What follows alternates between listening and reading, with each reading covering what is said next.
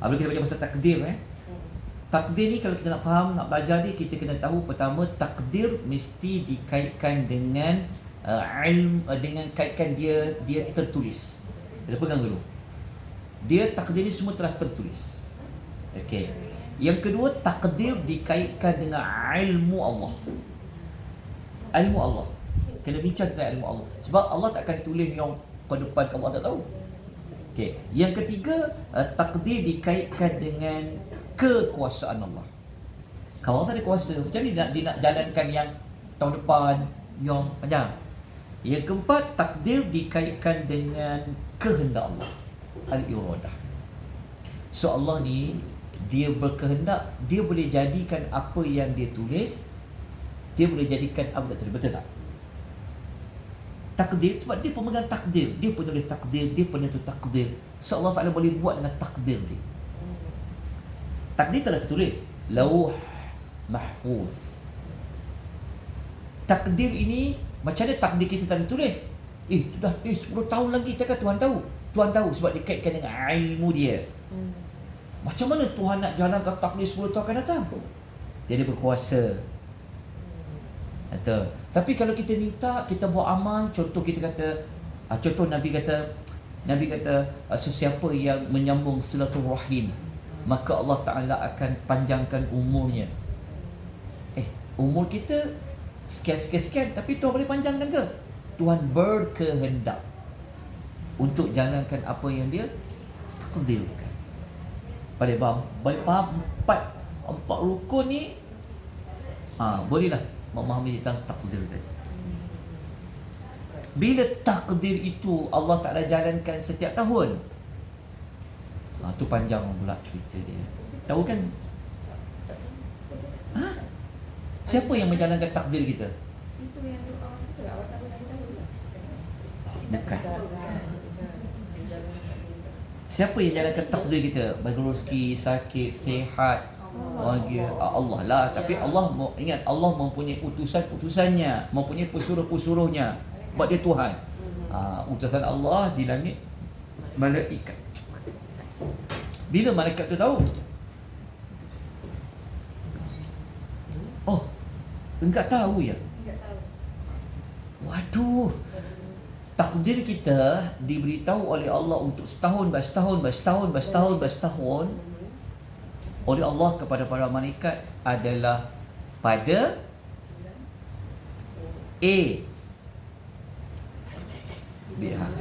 pada malam Al-Qadar. Pada malam Al-Qadar. Apa maksud qadar? Qadar kan? Orang sebut qadar. Qadar tu takdir lah. Jadi malam Al-Qadar adalah malam terqadir. Masa tu kita kena berdoa banyak. Ustaz, masa malam tu kita punya buku tu dibawa naik. Bukan buku dibawa naik. Malam itu adalah malam takdir kita tahun lepas tamat. Malaikat tahu. Jadi dibagikan perincian takdir kita yang akan dijalankan tahun untuk renew balik. Dia macam bukan renew, dia macam bagi tahu lagi tahun macam kita kan setahun per tahun. So malam Al-Qadar tahun yang bulan Ramadan tahun ni adalah takdir kita yang malaikat tahu yang mana Al-Qadar tahun lepas, yang bulan lepas, yang tahun lepas. So dia bagi yang baru pula. Yang baru tu maksudnya yang sepanjang malam Al-Qadar tahun ni sampai malam Al-Qadar Ramadan. Macam itulah setiap tahun. Itu pasal masa malam yang kita diminta untuk berdoa. Buat qiyam. Sebab itu kalau bincang apa tu malam Al-Qadar, dalil dia adalah surah Ad-Dukhan. Surah nombor 44. Betul ramai orang tanya, apa tu malam Al-Qadar? Malam Al-Qadar tu Lailatul Qadar lah ustaz. Ya Lailatul Qadar tu apa? Malam Al-Qadar lah ustaz. Kita kata kalau macam tu macam pimai tangtung. Allah. Saya ingat masa kita Okey kak. Ada ingat yang masa kita awal orang tu yang buka yang tutup tu. Ingat time tu. Awal doa orang tu orang Melayu aja yang membuatnya. Ya Allah. saya sebut lah. Tapi dia macam ni, berdoa boleh. Awal tahun ke, tengah tahun ke, hujung tahun. Kalau tanya orang, kenapa pula kau doa awal tahun je? Tengah tahun kau tak doa? Doa bila-bila je boleh. Cuma orang kita ni sebab dia tahu macam awal dan hujung. Sebenarnya takdir kita, apa kita buat ni, ada Allah tahu setiap hari, ada Allah tahu setiap minggu, ada yang Allah tahu dia setiap tahun. Setiap hari tu apa dia? Pagi petang. Ada dua malaikat tukar shift subuh dengan asar. Ada semua. Tuan tanya kau, sewaktu kau tukar shift tadi, kau tinggalkan hamba-Ku, mereka tu buat apa? Cerita. Malaikat katalah waktu kami datang dia solat, itu kelebihan subuh dan asar. Setiap hari. Setiap minggu Isnin dan Khamis. Sebab tu Nabi kata, aku suka berpuasa pada Isnin dan Khamis kerana aku nak amalku naik ke langit tu. Satu lagi pada malam, satu lagi adalah buku tu sebenarnya okey. Setahun bersetahun lah. Masa malam Al-Qadar, adalah malam perincian, ingat ya? Perincian, malaikat dapat setahun punya, setahun bersetahun. Okey, dalil dia surah Dukhan ayat nombor 4 tu, ayat inna anzalnahu fi lailatin. Waduh. Surah Ad-Dukhan bukan Lailatul Qadar. Nampak kan? Ayat tu satu bunyi, inna anzalnahu fi lailatin mubarakah. Ayat ni sebenarnya pasal malam Qadar tu. Cuma tukar nama belakang dia. Malam yang berkat, malam Al-Qadar. So dua surah tu kena dikombinasikan dia. Lepas tu dekat ayat tu Tuhan kata apa? Fiha yufraku kullu amrin hakim. Tuhan kata pada malam itu diperincikan, didetailkan setiap urusan yang penuh kehikmahan. Apa kullu amrin itu? Itu yang dalam surah Al-Qadar tu juga. Tanazzalul malaikatu war-ruhu fiha biizni rabbihim min kulli amr. Sama macam ayat yang fiha kullu amrin hakim. Okey? Jelas. Tapi sewaktu malaikat duduk sembang-sembang pasal takdir tu, jin naik dengar sebab malaikat cakap apa tu? Mereka transfer. Bam. Tapi selepas Nabi Muhammad SAW diutuskan, mereka nak pergi dengar jin-jin naik ke langit-langit tu, dengar malaikat sembang apa ni, tak dapat. Mereka dapati ada malaikat yang jaga dengan tahi bintang. Tahi bintang. Dalam Quran Allah kata fungsi bintang kan salah satunya adalah hujuman lisyayatin, merejam syaitan. Dalam ilmu. Merejam syaitan tu, syaitan yang akan naik ke langit, dia pendengar je balik. Tapi ada juga yang terlepas. Tahu tak berita tu disampaikan kepada siapa yang dapat dengar malaikat sembang? Tu hujung pelalang semua tu lah. Berita tu sampai ke siapa? Berita tu sampai dekat minggu depan kita sambung. Tak adalah.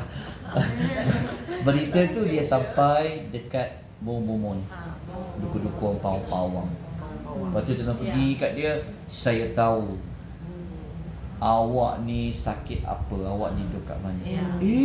Mesti kita kata, wah hebat lah tu. Sebenarnya dia dapat tahu satu je. Siapa yang sampai? Jin. Buka suratul Hijr, buka suratul Saffat, ada tu surah lagi. Syuara ke? Baca ayat. Okey? Jelas. InsyaAllah nanti kita kupas lagi. Sebab kita nak menjamu takdir kita ada. Tadi saya kejar waktu sebenarnya. Okey. Ada soalan? Ada apa-apa lagi pertanyaan? Tapi itulah Ustaz yang macam masa malam Lailatul Qadar tu, kita ialah start saya yang saya dapat lah ilmu dulu tu. Okey, yang Kak. saya tahu tentang masa tu lah kita punya qadar tu. Ialah takdir kita tu adalah juga. Yalah, kita boleh berdoa masa tu untuk Boleh Kak, kita boleh doa. Okay, memang kalau doa pahala ganda-ganda apa semua. Lah doa untuk kadang-kadang kita takdir kita tahun tu untuk elok-elok saja kan ada. Kalau elok-elok biasa orang buat bulan berapa Rejab bulan apa? Buat awal akhir tahun tu? Muharram. Muharram. Muharram. Kan kita digalakkan Secara umum boleh doa. Doa Allah galakkan. Tapi adakah teks doa itu dari Nabi? Jawapannya tidak. Tapi Jawapannya masa tidak. Lailatul Qadar kita digalakkan untuk tidak tidur satu malam. Betul Kak, betul. Sebab malam, kalau sebut malam Al-Qadar, kalau sebut malam bermula maghrib sampai subuh. Kita digalakkan untuk Ya, patutnya siang tu kita tidur, malam tu kita berjaga. Sebab nak dapat full day, full malam. Lailatun. So kalau kita buat pukul 9, 10, 12 tidur, dapat berapa jam je? Batu orang dah salah faham yang satu malam bersama dengan 1000 bulan tu sebenarnya satu malam nisbah 1000 bulan, satu malam penuh 1000 bulan. Sebab kata Lailatun tu malam. Yes, so, dia malam, istilah malam bermula maghrib sampai subuh. Bermakna masa bulan Ramadan dapat tak malam Al-Qadar? Dapat. Mesti kena. Tak terlepas lah. Betul. Betul tak? Betul. Maknanya tak lepas. Sebab kita dengar malam Al-Qadar tu kan, malam tu udara dia. Sebenarnya tidak ada dalil menunjukkan tanda. Kalau kita bermula maghrib tu kita nak ibadat dah, tentu kena pada satu malam tu. Kena. Sebab malam Qadar bermula malam. Dia tak kata malam Qadar bermula tengah malam. Kata malam. Tak tengok orang kata maghrib. Maknanya 20 hari bulan tu contohlah. Mungkin kena, mungkin malam satu. Sebab kalau kita akan sembahyang maghrib. Ya. Boleh kita baca Quran ke, zikir sekejap ke, kena ya. Mesti kena. Tapi time tu orang duk sibuk pergi buku Ah. puasa dekat dia. Contoh boleh. Syah, mesti kena. Seraduhan dia memang pasal urusan segala urusan berhubungan dengan kehidupan manusia, makhluk hidup, mati, rezeki, untung baik, untung buruk. Walaupun seraduhan tu dia punya Asap. maksud dia asap dia kabut asap. So kalau kita belajar tu, kalau kita belajar dalam surah kita bagi tahu. Kenapa Allah namakan dia asap dekat surah tu? Apa tujuan surah Ad-Dukhan tu? Kenapa dia gunakan asap? Lepas tu kita belajar dalam surah. Soalannya kita tak perlu nak belajar satu ayat dah. Nampak dia fast track belajar betul fast track. Bukan kita tak nak belajar satu ayat ni. Waktu kita tak kejar. Lepas belajar jam tu, belajar nama, tujuan surah, pembuka penutup, susunan 114 surah, baru terjun kepada ayat. Paling elok last kali kita letak dengan sinopsis, segmentasi. Baru masuk ayat berayat. Itu yang saya sedang buat sekarang lah, bantu untuk faham. Dan saya sini dapat ilmu lah banyak. Okey. Kita apa pun saya nanti dekat meja makan. Okey, jazakumullah khair kepada sahabat-sahabat yang ikut di TikTok. Jazakumullah khair. Okey. Hari ini kita baru masuk membincangkan ayat Alhamdulillahirabbil alamin. InsyaAllah kita jumpa lagi pada minggu depan, hari yang sama, mula jam 10.30 pagi. Siapa yang nak dapatkan nota, tolong tinggalkan mesej di kepada saya, tuliskan sekali dengan alamat email, kepada saya. Okey, saya akan hantar insya-Allah. Jazakumullah khair, barakallahu fikum. Doa. Jom kita doa untuk Palestin. Bismillahirrahmanirrahim. Alhamdulillahirabbil alamin wassalatu wassalamu ala asyrafil anbiya'i wal mursalin wa ala alihi wa sahbihi ajma'in. Allahumma inna nas'aluka, ya Allah kami memohon kepadamu ya Allah, kerana Engkau adalah Tuhan yang Ahad, As-Samadul ladzi lam yalid wa lam yulad wa lam yakul lahu kufuwan ahad. La ilaha illa anta subhanaka inna kunna minadh dhalimin. Ya Hayyu ya Qayyum ya Dzal Jalali wal Ikram. Ya Allah ya Rahman, kami memohon kepadamu ya Allah pada pagi ini Memohon kepadamu ya Allah dengan sebaik-baik permohonan, dengan sebaik-baik hajat, dengan sebaik-baik permintaan kepadamu ya Allah, sebagaimana permintaan akan segala kebaikan yang pernah dipohon oleh Nabi Muhammad sallallahu alaihi wasallam. Kami juga memohon kepadamu ya Allah pada pagi ini ya Allah akan perlindungan daripada segala keburukan seperti mana yang pernah dipohon oleh Nabi Muhammad sallallahu alaihi wasallam. Ya Allah ya Rahman, ampunkanlah dosa-dosa kami, ampunkanlah dosa seluruh kaum muslimin, dosa kedua ibu bapa kami, dosa adik-beradik kami, dosa saudara-saudara kami ya Allah, sama ada yang hidup ataupun yang telah mati meninggalkan kami. Ya Allah ya Aziz, ya Allah ya Maha Perkasa, ya Allah ya Jabbar, ya Allah ya Jabbar ya Mutakabbir. Ya Allah ya Jabbar, ya Allah Al-Aziz, Engkau kalahkanlah ya Allah, Engkau tewaskanlah ya Allah musuh-musuhmu ya Allah, yang mana mereka ini adalah tergolong daripada golongan Al-Yahud, di kalangan orang Yahudi ya Allah, yang mereka ini Engkau gelar mereka dalam Al-Quranul Karim sebagai golongan yang al-maghdubi alaihim, golongan yang dimurkai olehmu ya Allah. Dengan kemurkaanmu ya Allah, dengan perkasaanmu ya Allah, maka Engkau tewaskanlah mereka ya Allah, porak-perandakanlah kesatuan mereka ya Allah, campaklah kepada mereka sifat lemah ya Allah. Janganlah Engkau berikan sedikit ruang pun kepada mereka untuk mengatasi, mengalahkan orang-orang Islam di kalangan hamba-hamba yang beriman ya Allah. Ya Allah ya Rahman, Engkau berilah pertolongan kerana Engkau adalah Tuhan As-Samad. Engkau adalah Tuhan As-Samad yang menjadi tempat makhluk semua bersandar kepadamu ya Allah. Tiada tempat dan tiada ruang lain melainkan kami memerlukan pertolongan daripada-Mu ya Allah, agar Engkau memberilah kekuatan kepada tentera-tentera orang Islam ya Allah yang sedang berjuang di mana saja mereka berada ya Allah, khususnya yang berada di bumi Palestin ya Allah. Mereka mengorbankan jiwa mereka, mereka mengorbankan harta benda mereka, harta benda yang Kau kurniakan kepada mereka, kepadamu ya Allah, semata-mata demi menegakkan kebenaran, semata-mata ingin mempertahankan tanah air mereka ya Allah, telah dirampas oleh musuh-musuhmu ya Allah. Engkau berilah mereka kekuatan ya Allah, Engkau kuatkanlah kepada zahir dan batin mereka ya Allah.